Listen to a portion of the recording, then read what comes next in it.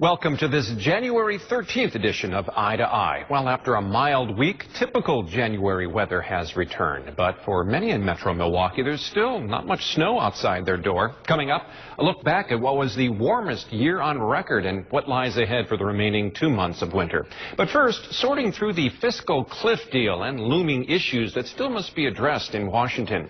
Our guest, Mike Bark with Edge Advisors, LLC, and estate planning attorney Ida Walney with Walney Legal Group, LLC. Gentlemen, welcome.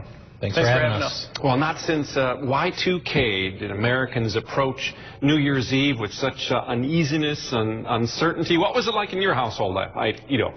I was not the life of my New Year's Eve party, I'll tell you that. I was on my cell phone sitting on the couch following what Congress was doing step by step until the Senate passed legislation at 1 o'clock in the morning. And a deal was done, Mike, as we all knew it would. They just procrastinated like Congress typically does. But a deal was done, and now workers are starting to get that first paycheck of the new year, and they're seeing that this American Taxpayer Relief Act is actually having an impact on their take-home pay. Well, they're seeing their FICA tax go up by 2%. In the past few years, we had a payroll tax holiday, and that was not extended this year. So for a person making $50,000 a year, their FICA taxes now go up $1,000 a year, and that's real money to them. It really is. And now, is there a chance that later on this year that perhaps there might be some tax credits put in there that might make up for that lost 2% of take-home pay, Ida?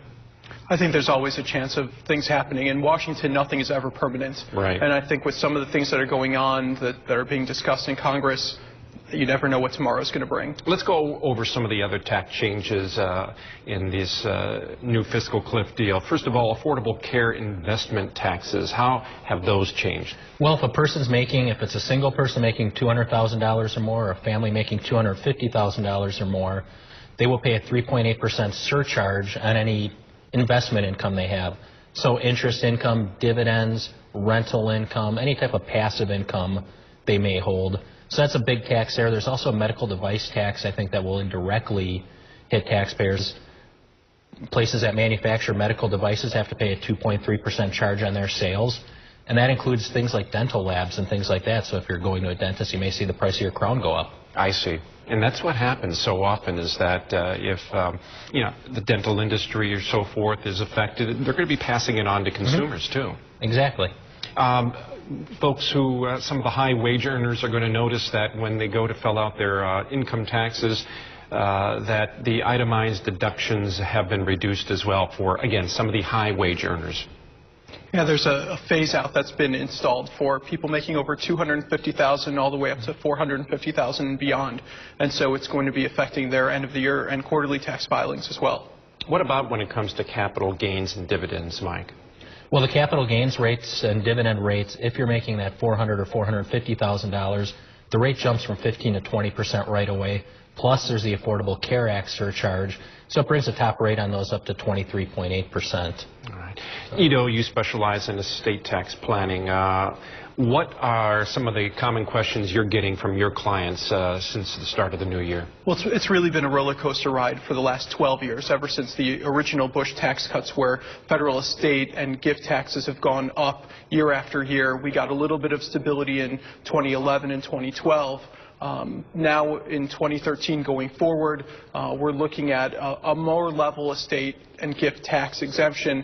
It's set at 5.12, but it's going to be increased year after year depending on what inflation rates are.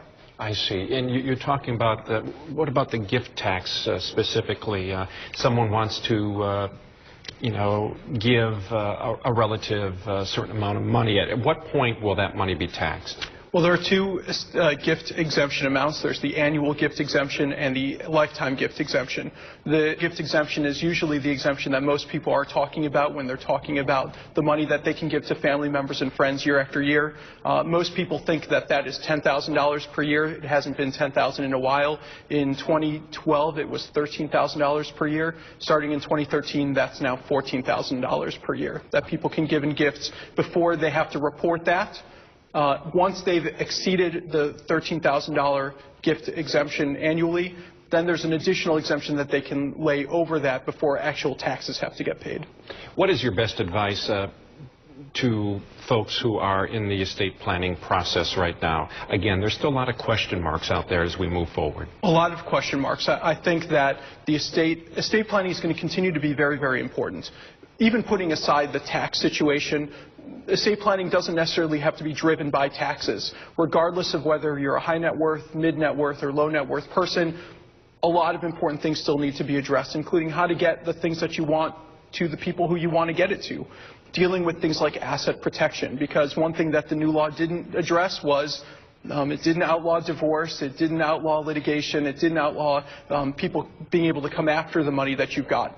And so even aside from the taxes, there are a number of really important things that you want to address with an estate planning attorney, with an accountant, that have nothing to do with tax. Mike, as an accountant, obviously the busy tax season is coming up. Will there be some delays in getting the necessary paperwork to filers because of what was going on in Washington to the 11th hour? There was some thought that would be delayed a little bit before they would issue refunds, but it looks like everything's on track to go this year. So there may be some small delays in terms of getting the new AMT paperwork done. What is AMT? Alternative minimum tax. Okay.